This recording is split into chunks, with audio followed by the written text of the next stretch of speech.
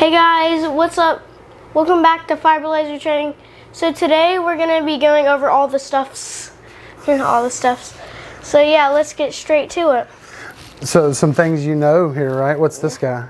That's a like you can push it and it marks it. What do you push it with normally?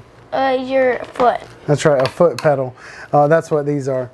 And you can plug this into the back of the laser, and if you're ready to fire, anytime you press this button, it will mark.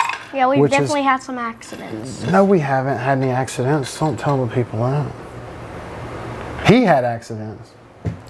I'm just kidding. We definitely have messed up before, so make sure that's out of foot's reach when you're not meaning to mark things. But to go over a few more things in here, of course you have your safety glasses. These are rated for 1064. The wavelength, the light wavelength of 1064. This is your data cable. It's a regular USB on one side. This manufacturer uses like the old school, well, I say old school, but just a regular printer cable. So these are pretty readily available at any store that you go to. You get you some Allen wrenches and some hardware. We've taken a couple of the bolts out already. The laser-based breadboard is generally a metric M6x1 threads. So if you need M6x1 threads, I have plenty, or you can get them from Lowe's or Home Depot, fasten on.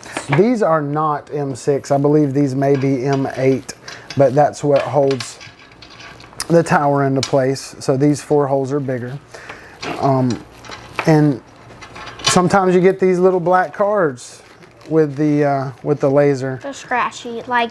Well, we'll figure out. So this is the first time I touched them. If they're painted, you'll be able to do that. Oh wait, they are scratchy. Yeah, so if they're painted, you'll be able to do this. If they're anodized, you will not be able to do that. I sell business cards. These are terribly thin, but I sell the super thick ones, and they're hard anodized, and they're tougher than a hickory knot. So, but contrary to popular belief, these are not business cards. They do serve double duty, as you can mark your logo on these if you'd like. But these are actually shims. And I will show you where we use them, when to use them, and how to use them. And they give you just enough to get by. And if you don't need the shims, then by all means, mark your logo on them and start handing them out. Because it's always fun to see your logo on things, right? Yep. See, I see my logo right there, and I like it. These are replacement. I like it on your shirt. That's right. These are replacement micro switches. If you look over here on the back of the tower. I know what they're for. What is it? So micro switches. So when you pretty much go too high, so you twist it too high, it shuts off like the mechanism. So you'll show. That's exactly right, Noah. So if you were to go up too high, it would make that switch, and then it would cut power off. And so it keeps you from over traveling, and that's what it's for. And they send you some replacements in case you break it and what have you. But this particular machine came with 2 replacements, and it came with 2 dongles. Not exactly sure what that is. Well, I say dongles, but 2 USB keys. So I haven't put these in a computer yet, but this guy right here. Probably EasyCAD 2 and EasyCAD 3.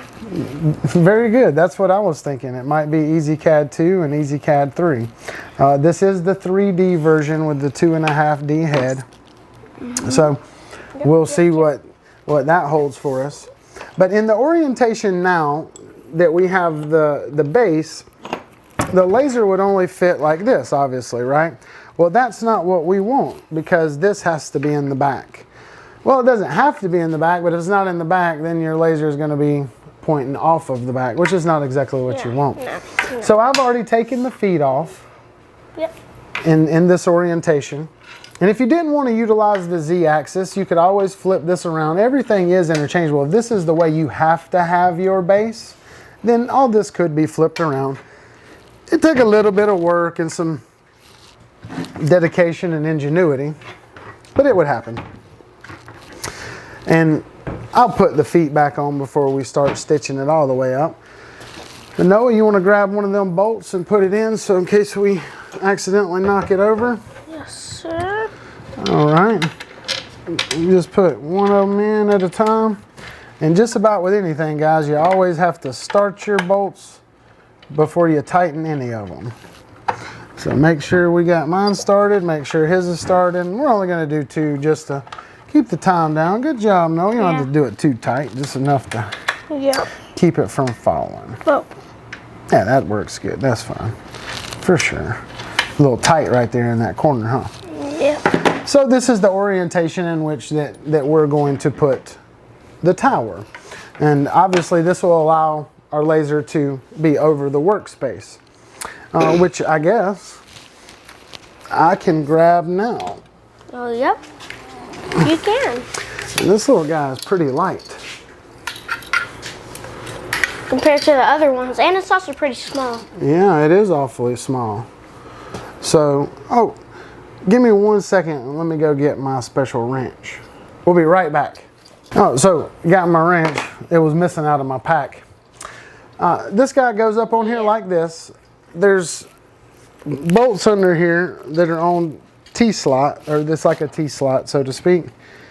And they'll move back and forth.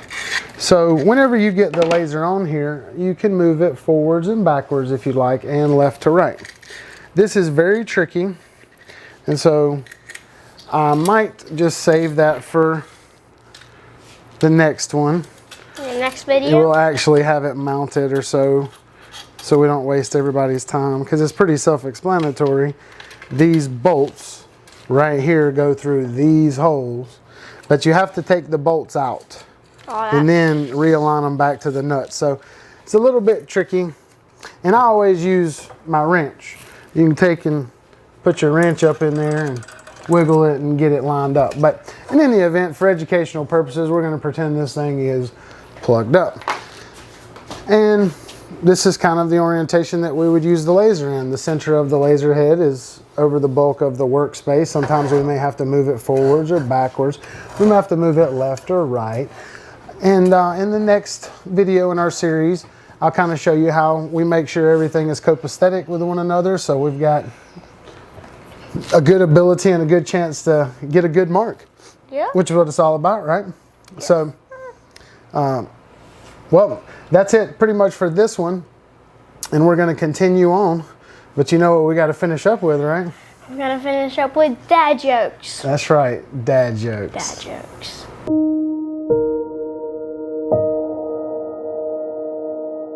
Without further ado, dad jokes.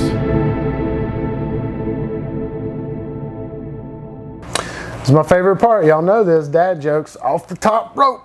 Boom! All right, so why do bees have sticky hair? Why? Because they use honeycombs. Honeycombs. That's so cheesy. Maybe we should have went with plan B. Bees. All right. Thanks for watching. In our next video, we'll pick right up where we left off. That'll be video 3 in this series. Hopefully we'll get it a little bit more in depth in the meat and potatoes of the laser at that moment, and go back in more depth of our accessories and where we buy these things and who is the best person to get your stuff from. So lots of people out there asking lots of questions. Hopefully this whole series will answer a lot of those, because we're going to try to go in depth on many different things. So stay tuned, and we really appreciate you watching. And once again, our coupon code is still active on the website. You can go and download that free coin that Noah and I made. And we appreciate the number of downloads that we've gotten so far, right? So till next time, we will see you later.